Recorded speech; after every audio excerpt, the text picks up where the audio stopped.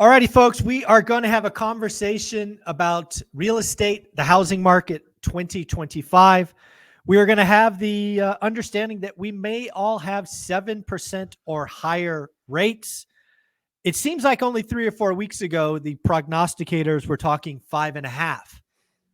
That is now wrong. We are going to talk 7. And I want to talk to these guys who are in the business every single day and talk about winners and losers.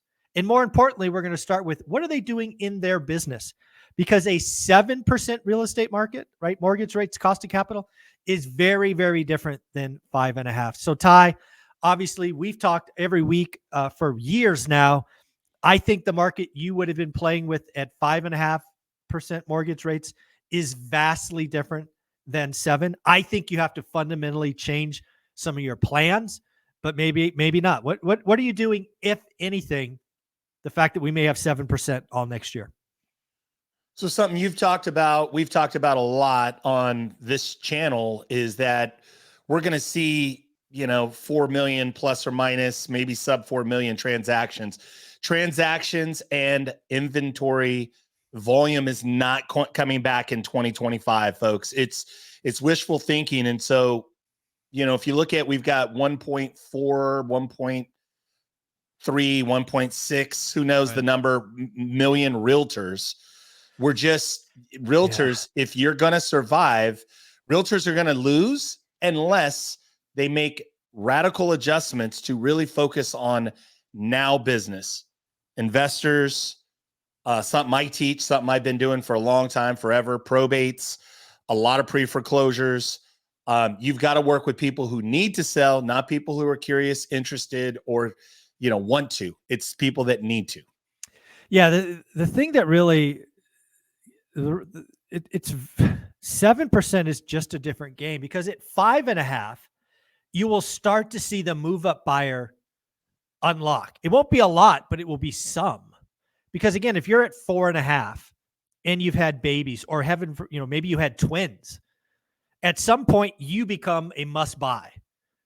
But you got a 4.5 and now it's a 7 or a 7.5. You're like, forget that. We'll put a crib in the living room or something, right? You're just not going to do that. So the real estate market, the move up buyer is still dead. It's frozen.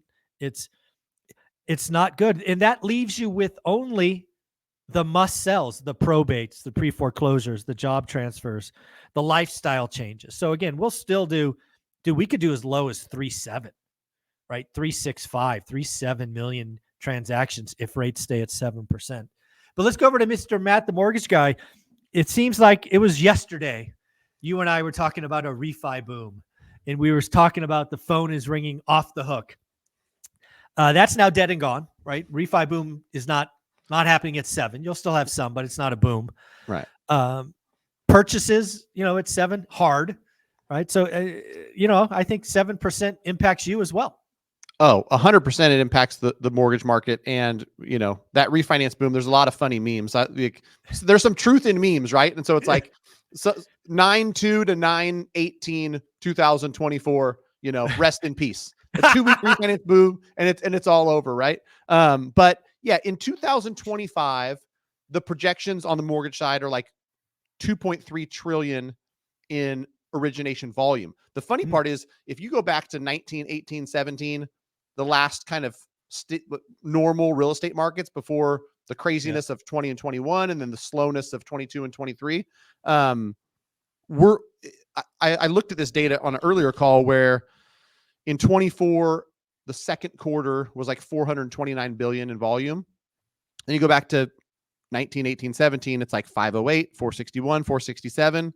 One thing to factor in, even if it's back to those normal levels, if the loans are 30 to 40% higher because home prices are higher, then it's less like volume, numbers. Yeah. And so if rates stay higher for longer, there's not much refinance to be done. Sure, there's some people that need cash out. Sure, there's some circumstances, but like you're not going to see, a ton of volume. I think the number of total loan originations but not volume, but by numbers, like 6.5 million is a projection for 2025.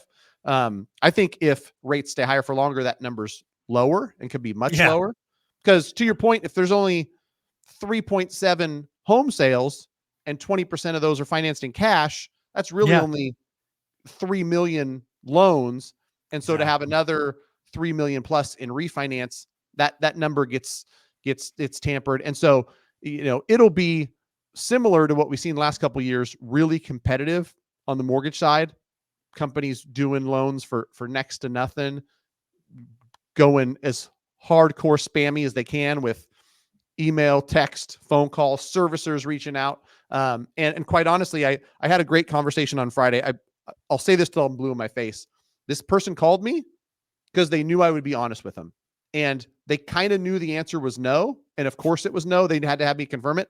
But I told them, I said, if you reached out to a call center, they've got a loan for you. I promise. Oh, right. yeah. But based on everything we talked about, like, no, like this doesn't make sense right now for a number of, it was a clear no. And I still know that a call center is going to tell them yes. So it'll be interesting to see too, because we've had a little bit of a cleansing on the real estate side, the mortgage side, because if you're not a great operator, if you don't add value to the market, you're out. And so, well, that was a question I wanted to ask you, because when I look at what you do in your business, even if we're going to do very few transactions, right? Less than you would hope for, and there's no refi boom, you're probably doing more volume, because if we compare it to 2 years ago, there's like half. I think you lost like 60% of loan originators, right? Yeah. Yeah. So the number of like quote unquote active originators went from 350 grand or whatever it is. And now, wait, was it 240,000 that did at least one in a quarter? Now it's like 80. So it's down a ton, and, but we'll see. The good news for the consumer is the ones that are left are good. And, this is part of the conversation I had earlier too, is that right now, when there's uncertainty and volatility, more important than ever, great realtor, great loan officer. So like our value in the market is that much greater, because it's like, how hard was it to say, yeah, I got 2.5%, 30-year fixed money. You want some? Yeah. Okay. Yeah. Sign on the dotted line. Off you go. Right now it's strategy. Ty's helping with strategy on the real estate side. Here's how we should submit the offer. Here's how we should structure this. Here's something that I think that you should add into the contract.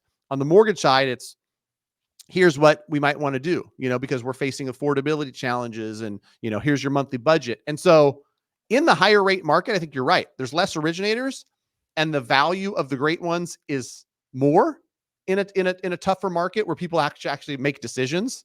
There wasn't a lot of decisions made at 2.5%. Just sign me up for that cheap debt. I want some. Yeah. I want to go back to you, Ty, because one of the things that I've watched from afar, I'm not an operator in either of your business. I'm just a casual admirer of both your businesses. It looks like the mortgage industry has had a more dramatic cleansing of operators or originators. I think there's still a big cleansing coming to real estate agents. And if we have another year of sub 4 million transactions, it feels at some point, there's more pain to come. Am I missing it, or has there been more cleansing than I know? No, there's more pain to come, and there's a lot of people scratching their head trying to figure it out. As an example, I have friends of mine who are still on the outside. They're still active, and they are still working in real estate, and they're doing some deals, but because of the marginal deal flow, they're supplementing, like doing like property management, going to work with, like in their brokerage, their company, the owner of the company also has to happen to have a property management. And so now they're doing some leasing agent stuff where they're making money that way. And it's a smart pivot, right? It's a smart, rather than leave the industry, keeps them in there. They're still really good with people. They can help do some property management things like that. I've seen people transition also where just looking for greener pastures. They'll leave a company and then they'll just go somewhere else. And here's what happens, I think, and I don't encourage that, by the way. I don't think that's necessarily the smart idea. It can be another big distraction. But what does happen is that when they go to the new place, there's this new sense of urgency.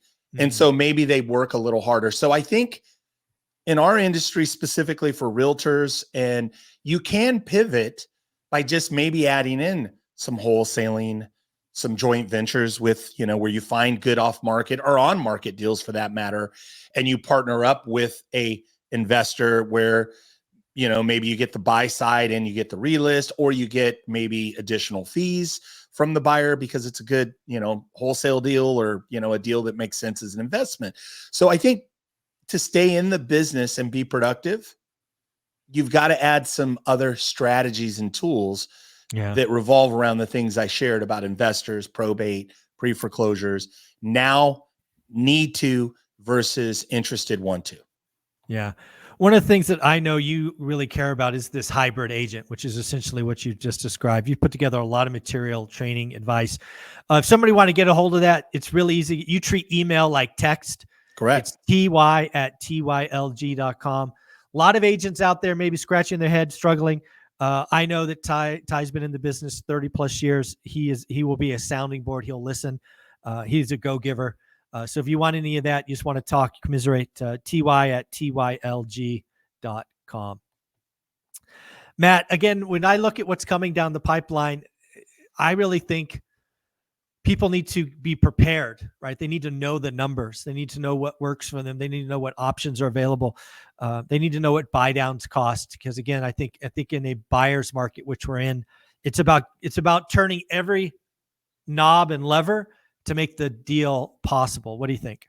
Yeah, 100%. And that's why, having a great agent, having a great loan officer is vital. For the investor side, I think there's great opportunity to be had right now. One of the coolest stories I've listened to recently was in the school community, where, shout out to school community. If you're not in that, you need to be. Brand new investor. And I don't know if you guys caught it, but I think his day job is he trains people for ultra marathons and these grueling events. So he's like, I've climbed mountains, I've ran 100-milers. Nothing was as nerve-wracking as buying a duplex.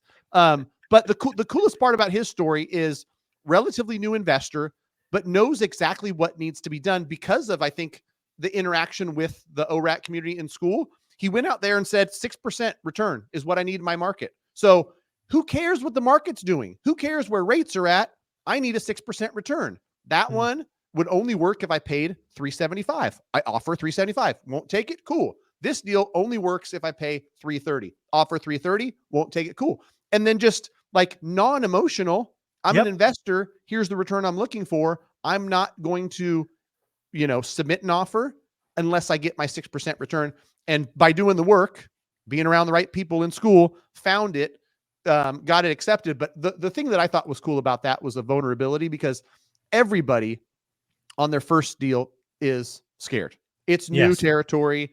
It's big numbers. We're not talking about, buying a pair of shoes and you don't know if you're going to want to return them or not. Like, this is a big purchase. And so, I think that is something that investors need to duplicate, is like, just underwrite to your criteria and don't worry about anything else. I think over the next 3 months, more of those sellers are going to be able to bend and say, you know what, that's your number. I thought I could get more, but I'll take it because I'd rather not sit for another 75 days. Well, that's kind of where I want to end on. I can only imagine two winners in 2025. Again, assuming we have 7% mortgage rates for the year, we have a whole bunch of losers. We have two winners. Number one, you've just described. It's the non-emotional investor who knows their numbers and writes lots of offers and follows up.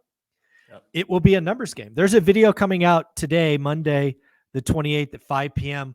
with two such investors in Salt Lake City, John and Lisa. And they've been doing the work.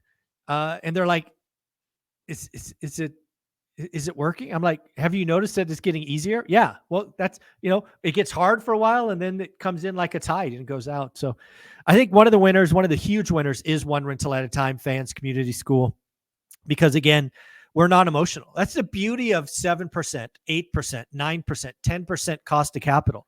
If everybody has the same cost of capital, we win because we're non-emotional. The other winner, just to round it out, is home builders. Home builders win for kind of a funny reason. They're not playing at 7%. They're at 5%, right? A lot of the big ones have in-house lending, and they're simply buying down the rate. Again, when we bought the house that we're in right now, rates were 8%. Trust me, I don't have an 8% mortgage, and I wouldn't have bought it with an 8% mortgage. I have a 4.99 mortgage. So again, I think investors and builders are the only winners. When I go over to the losers, right? We've talked about mortgage industry, a lot of pain there. Real estate agents, a lot of pain. Sellers. I think sellers are in for some rude awakenings. I think the want to and the need to it's going to be very interesting. Ty, you do a lot of training. This is what real estate agents and frankly investors should open up to. There's a lot of need to sell, right? Just think probate, think pre-foreclosures. There will be a lot of transactions and a lot of great deals, but there's also some people that have to sell in a difficult time. Yeah. And there's also too, like with investors that, like as an example, we deal a lot with tired landlords and burned out landlords where, again, something you and we talk about from time to time is creative financing. Our good friend Pace Moraby, now more than ever, people thought like, oh my God, sub-2 and creative financing was so great over the last, let's call it from COVID with the low 2-3% mortgages. Well, what's better than a sub-2, 2-3-4% mortgage is creative financing where the person owns it free and clear. They've owned it for 20 years and they're sick and tired of the rent control and the, all the rules, restrictions, or the quality of tenant. Or also too, maybe they've also neglected their property and they've just gotten tired. And so they've got this fixer. They bought it for pennies compared to what the market value is now. They can also sell at a discount. Somebody who bought for $89,000, 25 years ago can sell it for $300 in a $500,000 or $600,000 neighborhood and still feel pretty victorious. So yeah, a lot of opportunity coming. Yeah, a lot of it's creative. And again, let's talk about that. Let's say there's a tired landlord. They bought it 3 decades ago. They're out. They want to be gone. They own it free and clear, right? Bought it for 90. It's the neighborhood is 600. Right. Some of those folks are going to take 300 cash. Yep. Right. They're going to look at their life. They're going to look at what else they have. And they're going to be like, getting rid of a headache is more valuable than a couple extra bucks.